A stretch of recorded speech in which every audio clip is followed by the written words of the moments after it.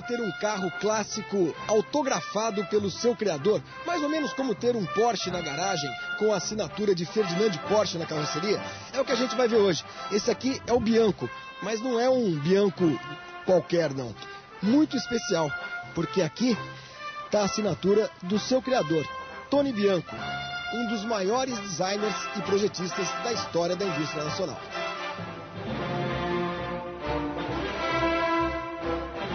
O Bianco é um caso raro de carro que nasceu na pista e foi parar na rua. No final dos anos 60, comecinho dos anos 70, Tony Bianco projetou o Fúria, que foi para a pista com várias mecânicas diferentes. O carro chegou a usar mecânica BMW, mecânica Lamborghini, motor Ferrari até, e fez bastante sucesso na pista. Tanto sucesso que acabou se tornando um carro de rua. E depois de alguns anos de produção, entre 76 e meados da década de 80, virou um clássico. Um clássico que pertence ao engenheiro Guilherme Decanini, aqui de São Paulo. Guilherme, como é que começou essa paixão pelo Bianco especificamente? Bom, é um sonho de infância, na verdade. Era um sonho juvenil, bem na verdade, porque essa história começa em 77, quando o carro foi fabricado pelo Tony Bianco, e desde da juventude eu já tive Puma, né? Então o desejo maior é sempre ter um carro de um designer como o Bianco, né? Era o sonho de consumo de todos, porque era um carro com perfil totalmente esportivo e que tinha uma quantidade muito pouca disponível, foram fabricados apenas 1.300 automóveis. Então era o sonho de todos mesmo ter um carro nessa linha aqui. Agora, como é que é essa história do autógrafo do Tony Bianco? Através de um amigo, uma coincidência incrível, através de um médico, o Dr. João Reinaldo, amigo meu, que coincidentemente que também tem como cliente, como paciente o Tony Bianco, e me colocou em contato, assim, uma coisa muito rápida, de quinta para sábado, nós fomos até a casa do Tony Bianco, e na casa do Tony ele nos recebeu com um carinho enorme, a família, a esposa, e gentilmente, de maneira muito simpática, autografou o carro nas duas portas. De um lado, né, a assinatura Tony Bianco, do lado colocou a assinatura mesmo dele verdadeiro, que para mim é um prazer enorme, uma satisfação muito grande. Agora, um carro desse com a assinatura do criador é quase como se fosse uma obra de arte, um quadro, né? Sem dúvida, é como você ter um livro autografado pelo seu autor, né? É um prazer muito grande, é um negócio que eu preservo assim com um carinho imenso. Nós de casa, todos curtimos, não se lava o carro se não cuidar onde está a assinatura do Tony. Um quadro ou um livro autografado pelo autor, mas que tem elementos bastante conhecidos. Por exemplo, a mecânica do Bianco. Como quase todos os fora de série dos anos 70, ele usava motor Volkswagen, motor de 1.600 centímetros cúbicos de cilindrada, o motor da Brasília, e alguns elementos de suspensão também derivados dos carros Volkswagen. Só que, apesar da cara esportiva, a cara de mal, o desempenho do Bianco, se comparado aos esportivos que a gente tem hoje em dia, ficava um pouquinho a desejar.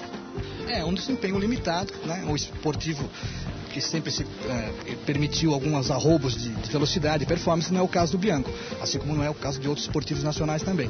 Quando de pista, com as motorizações que foram lançadas, o Lamborghini, Chevrolet e outros tantos, podia-se considerar que o desempenho seria excelente. Nesse carro era um desempenho mediano, né, um pouco privilegiado pelo baixo peso, né, que acho que é a coisa mais importante nesse caso. Ele pesa quanto? Pesa em torno de 750 quilos.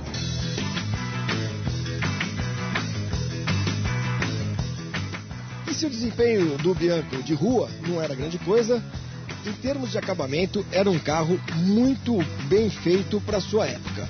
Basta a gente ver a quantidade de instrumentos no painel, o volante com aro de madeira, o acabamento em couro dos bancos, tudo aquilo que os esportivos europeus costumavam trazer, algo raro para a indústria brasileira, mesmo em carros fora de série.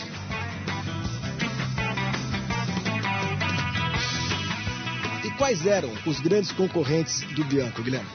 Como carro esportivo, acho que poderia incluir o Carmanguia, né, acho que mais se aproxima, e o Puma, que foi um acontecimento na época, mas do ponto de vista de design, né, acho que o Bianco superava o Puma na sua performance. Agora, em termos de preço, a concorrência também era brava, porque esse carro não era um carro barato, nunca foi. Não, nunca foi um carro barato, era um carro que por tudo aquilo que foi investido do ponto de vista de design, do ponto de vista de fabricação, em pequena escala, carros fabricados aí durante 1.300 carros fabricados em 4, 5 anos, de fato eram muito poucos carros fabricados por ano. Então era um preço, na minha época, difícil de alcançar. Que equivalia, segundo alguma literatura que a gente encontrou por aí, ao preço de um Opala Diplomata, que era um carro caro para a época. Sem dúvida, o carro era um dos tops de linha. Bom, e a mecânica é aquela tradicionalíssima mecânica do Volkswagen, motor boxer a ar com 2 carburadores e algumas características, Guilherme, bem interessantes. Por exemplo, esse carro, por ser um esportivo, ele não tem tantas frestas assim, entradas de ar, como a Brasília, como a Variant, enfim, os carros da Volkswagen na época. Como é que era feita a refrigeração desse motor aqui? O Tony Bianco, na época, ele não se permitiu colocar nenhuma entrada de ar nas laterais.